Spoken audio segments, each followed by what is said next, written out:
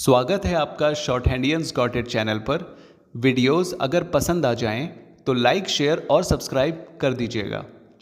Latest dictation और job notifications को पाने के लिए बेल आइकन प्रेस कर दीजिएगा ताकि आपको टाइम पे आपकी डिक्टेशंस मिल सकें। Thank you so much.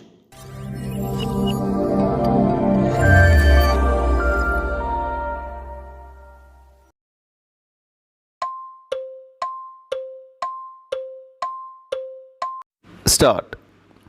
Defendant numbers 3 to 7 in fact belong to defendant number 2 company since defendant number 2 did not come forward to make the said claim.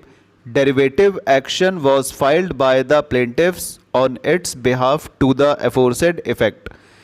As per the plaintiffs, the High Court of Madras at Chennai had the jurisdiction to entertain the same in as much as one registered office of the Indian company is in Chennai.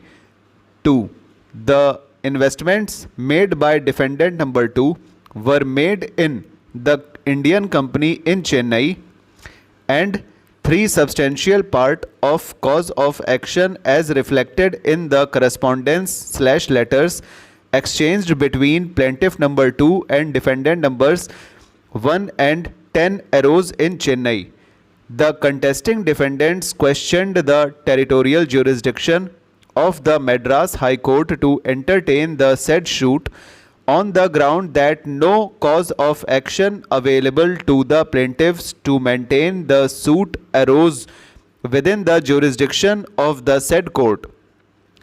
In substance, the plaintiffs were attempting to resolve the dispute between the shareholders of the company, though all these shareholders are residents and nationals of Dubai. Moreover, they are claiming that those shares are in the names of defendant numbers 3 to 7.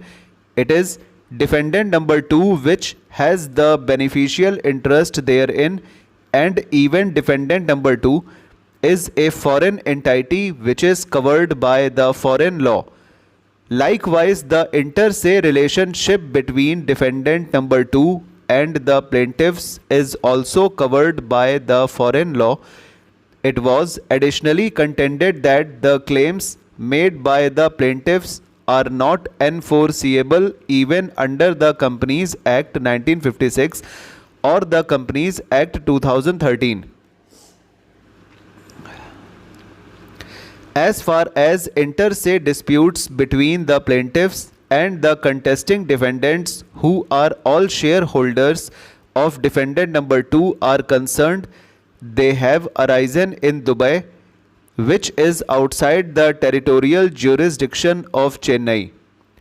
Messrs. C.A. Sundaram, Neeraj, Kishan Kaul and others, learned senior counsel, appeared for the plaintiffs. In substance, their argument was that the learned single judge of the Madras High Court had rightly allowed the application for leave to file the suit after satisfying that the court at Chennai had the territorial jurisdiction to entertain such a suit, which was a derivative action taken out by the plaintiffs on behalf of defendant number 2. It was highlighted that even if defendant number 2 was a Dubai company of which plaintiffs and defendant numbers 3 to 7 were the shareholders, dispute was in respect of shares in defendant number 1, which was an Indian company having its registered office in Chennai from the date of its incorporation.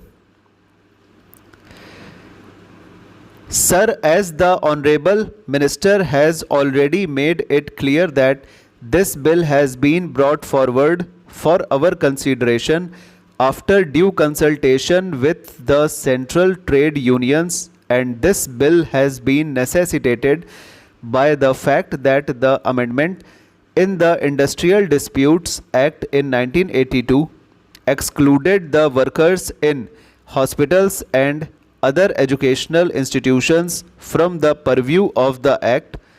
This means that a hospital or an educational institution cannot be called an industry, and if it cannot be called an industry, all those who are working in those institutions cannot get the benefit from the Industrial Disputes Act of any kind.